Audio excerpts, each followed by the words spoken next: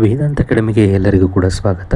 ನಾನು ನಿಮ್ಮ ಪ್ರೀತಿಯ ದೇವರಾಜ್. ಈ ವಿಡಿಯೋ ಬೆಳವಣಿಗೆ ಮತ್ತು ವಿಕಾಸ ಸಂಬಂಧಪಟ್ಟಂಥ ವಿಡಿಯೋ. ಇದು ಮನೋವಿಜ್ಞಾನಕ್ಕೆ ಸಂಬಂಧಿಸಿದಂಥ ಅಂದರೆ ಸೈಕಾಲಜಿ ವಿಡಿಯೋ. ಹೀಗಾಗಿ ಈ ವಿಡಿಯೋ ಶಿಕ್ಷಕರ ನೇಮಕಾತಿ ಪರೀಕ್ಷೆಗೆ ಸಂಬಂಧಪಟ್ಟಂತಹ ಒಂದು ವಿಡಿಯೋ ಆಗಿರೋದ್ರಿಂದ ಎಲ್ಲರೂ ಕೂಡ ಕೊನೆಯವರೆಗೆ ನೋಡಿ ಅಂತ ಹೇಳುತ್ತಾ, ಹಾಗಾದರೆ ತಡ ಮಾಡದೆ ಬೆಳವಣಿಗೆ ಮತ್ತು ವಿಕಾಸದ ಬಗ್ಗೆ ಈಗ ನೋಡೋಣ. ಇಲ್ಲಿ ಮಾನವನ ಜೀವನದಲ್ಲಿ ಉಂಟಾದ ಬದಲಾವಣೆಯನ್ನು ಬೆಳವಣಿಗೆ ಹಾಗೂ ವಿಕಾಸ ಎಂದು ಕರೆಯುತ್ತೇವೆ. ಕೆಲವು ಬದಲಾವಣೆಗಳು ಬೆಳವಣಿಗೆಗೆ ಸಂಬಂಧಪಟ್ಟಂಥದ್ದು, ಇನ್ನು ಕೆಲವು ವಿಕಾಸಕ್ಕೆ ಸಂಬಂಧಪಟ್ಟಂಥದ್ದು. ಹೀಗಾಗಿ ಬೆಳವಣಿಗೆ ವಿಕಾಸ ಎರಡೂ ಪದಗಳು ಅದಲು ಬದಲಾಗಿ ನಾವು ಬಳಸುತ್ತೇವೆ. ಇದು ಒಂದು ನಾಣ್ಯದ ಮುಖಗಳಿದ್ದಂತೆ. ಬೆಳವಣಿಗೆ ಎಂದರೆ ಇಲ್ಲಿ ಜೀವಿಯಲ್ಲಿ ವೀಕ್ಷಿಸಬಲ್ಲ, ಅಳತೆ ಮಾಡಬಲ್ಲ ಹಾಗೂ ಪರಿಮಾಣಾತ್ಮಕ ಕೋಶ ವಿಭಜನೆಗಳನ್ನು ಬೆಳವಣಿಗೆ ಎನ್ನುತ್ತೇವೆ.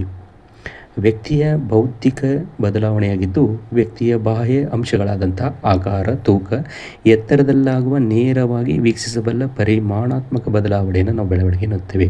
ಅಂದರೆ ಇಲ್ಲಿ ಬೆಳವಣಿಗೆ ಅಂತಂದರೆ ಇದನ್ನು ನಾವು ನೋಡಬಹುದು, ನೇರವಾಗಿ ನೋಡಬಹುದು. ಅಂದರೆ ಇಲ್ಲಿ ಒಬ್ಬ ವ್ಯಕ್ತಿಯ ಆಕಾರ, ಅವನ ತೂಕ, ಎತ್ತರದಲ್ಲಾಗುವಂತಹ ಬದಲಾವಣೆಯನ್ನು ನಾವು ನೇರವಾಗಿ ವೀಕ್ಷಿಸುವುದಕ್ಕೆ ನಾವೇನಂತ ಕರಿತೀವಿ ಅಂತಂದರೆ ಬೆಳವಣಿಗೆ ಅಂತ ಕರಿತೀವಿ.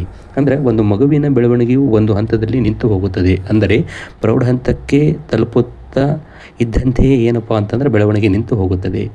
ಅಂದರೆ ಇದು ಬೆಳವಣಿಗೆಯು ವಿಕಾಸದ ಒಂದು ಭಾಗ ಇದ್ದಂತೆ. ಇನ್ನು ವಿಕಾಸ ಎಂದರೆ ವ್ಯಕ್ತಿಯ ಆಂತರಿಕ ಅಂಶಗಳಾದಂಥ ಮಾನಸಿಕ, ಭಾವನಾತ್ಮಕ, ಸಾಮಾಜಿಕ, ಆಧ್ಯಾತ್ಮಿಕ, ನೈತಿಕ ಕ್ಷೇತ್ರದಲ್ಲಿ ಉಂಟಾದಂತಹ ಗುಣಾತ್ಮಕ ಬದಲಾವಣೆಯನ್ನು ನಾವು ವಿಕಾಸ ಎಂದು ಕರೆಯುತ್ತೇವೆ.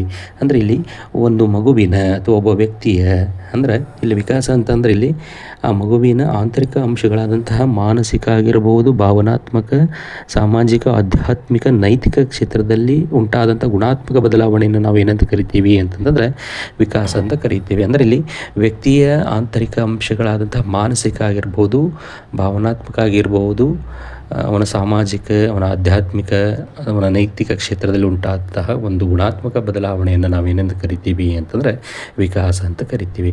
ವ್ಯಕ್ತಿಯಲ್ಲಿ ಉಂಟಾದಂತಹ ಒಂದು ಗುಣಾತ್ಮಕ ಬದಲಾವಣೆ ಎನ್ನೇ ನಾವೇನೆಂದು ಕರಿತೀವಿ ಅಂತಂದರೆ ವಿಕಾಸ ಅಂತ ಕರಿತೀವಿ.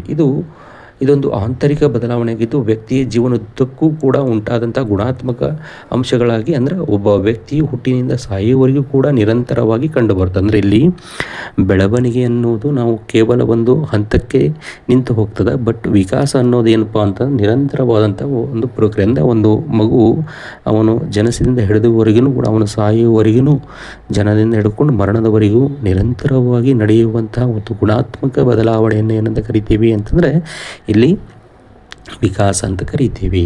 ಇದು ಮೇಲ್ನೋಟಕ್ಕೆ ಇದು ಕಂಡುಹಿಡಿಯಲು ಸಾಧ್ಯವಿಲ್ಲ. ಅಂದರೆ ಇಲ್ಲಿ ಬೆಳವಣಿಗೆ ಏನಪ್ಪ ಅಂತ ಮೇಲ್ನೋಟಕ್ಕೆ ಕಾಣಕ್ಕೆ ಸಾಧ್ಯವಿಲ್ಲ. ಇದು ಜೀವನ ಪರ್ಯಂತ ನಡೆಯುವಂಥ ಒಂದು ನಿರಂತರವಾದಂತಹ ಒಂದು ಪ್ರಕ್ರಿಯೆ ಆಗಿದೆ.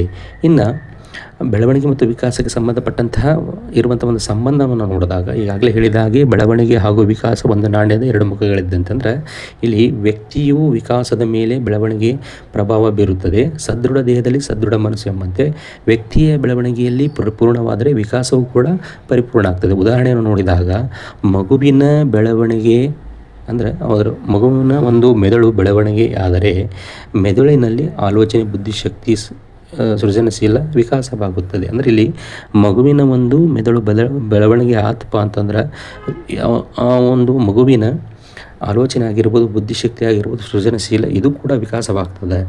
ಇನ್ನೊಂದು ಉದಾಹರಣೆಯನ್ನು ನೋಡಿದಾಗ ಬುದ್ಧಿಮಾಂದ್ಯ ಮಗುವಿನ ಮೆದುಳಿನ ಬೆಳವಣಿಗೆ ಕುಂಠಿತವಾದರೆ ಆ ಮಗುವಿನಲ್ಲಿ ವಿಕಾಸವೂ ಕೂಡ ಏನಪ್ಪ ಅಂತಂದ್ರೆ ಕುಂಠಿತವಾಗ್ತದೆ. ಈ ಮೇಲಿನ ಎರಡು ಉದಾಹರಣೆಯನ್ನು ನೋಡಿದಾಗ ಬೆಳವಣಿಗೆ ಹಾಗೂ ವಿಕಾಸಗಳೆರಡೂ ಕೂಡ ಒಂದಕ್ಕೊಂದು ಏನಪ್ಪ ಅಂತಂದ್ರೆ ಅವಲಂಬಿತವಾಗಿದೆ ಎಂಬುದನ್ನು ತಿಳಿಯಬಹುದು.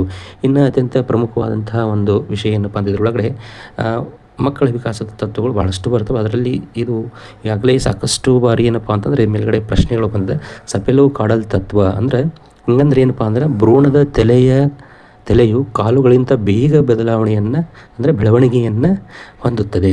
ಮಗುವಿನ ಬೆಳವಣಿಗೆಯು ತಲೆಯಿಂದ ಪ್ರಾರಂಭವಾಗಿ ಕಾಲಿನಡೆಗೆ ಸಾಗುವುದಕ್ಕೆ ಏನಂತ ಕರಿತೀವಪ್ಪ ಅಂತಂದ್ರೆ ಸೆಪೆಲೋ ಕಾಡಲ್ ತತ್ವ ಅಂತ ಕರಿತೀವಿ.